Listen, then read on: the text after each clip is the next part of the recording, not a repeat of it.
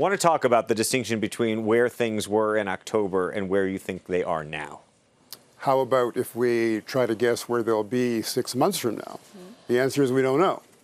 There's a consensus among the 164 members of the World Trade Organization that there should be reform, but not a consensus on what that reform should be.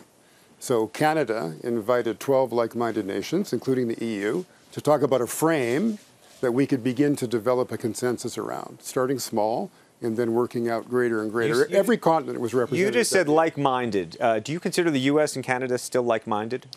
In probably 90% of what we do, the geography, the history, the relationship between us. The United States has its own set of ideas about WTO reform, particularly about the dispute settlement mechanism in the appellate body. We respect that point of view, and we will have conversations with the Americans about it.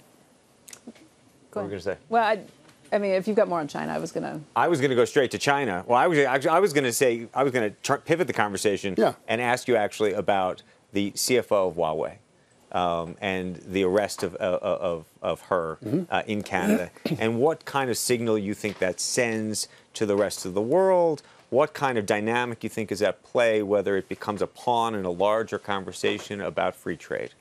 It sends a signal to the world that Canada is a country that abides by the rule of law, and when you have an extradition treaty with a partner, you honor it. And that's exactly what happened. And there will be due process. There was no political interference in that decision. Our judiciary is independent. That's the signal that we're sending to the world, and much of the world agrees. Jim, let me ask you just about the new NAFTA, USMCA, or whatever you want to call it. We call it CUSMA. We put Canada first. Okay, we'll take that. Yeah. We think of this as being a done deal, but it still has to be approved by legislatures, including the United States Congress. Right. Do you worry at all about it getting through those legislative bodies? I don't worry about it. I know that the political environment has changed, but we also know that it's a good deal for Canada, the United States, and Mexico. And we can make that argument persuasively, as we did throughout the negotiation.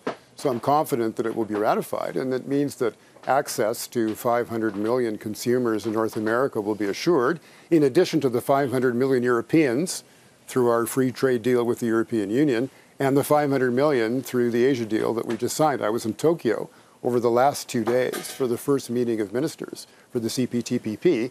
So Canada has added 1.5 billion customers in its free trade zone. I have maybe it's an immigration question, maybe it's about a neighbor question. Okay. What do you think about the wall? That's not the way we go about our business. We're a welcoming country. And Canada's immigration policy is a competitive advantage because our talent pool is not confined by the Canadian border. It's the entire world. You control your borders. I need a passport to get in.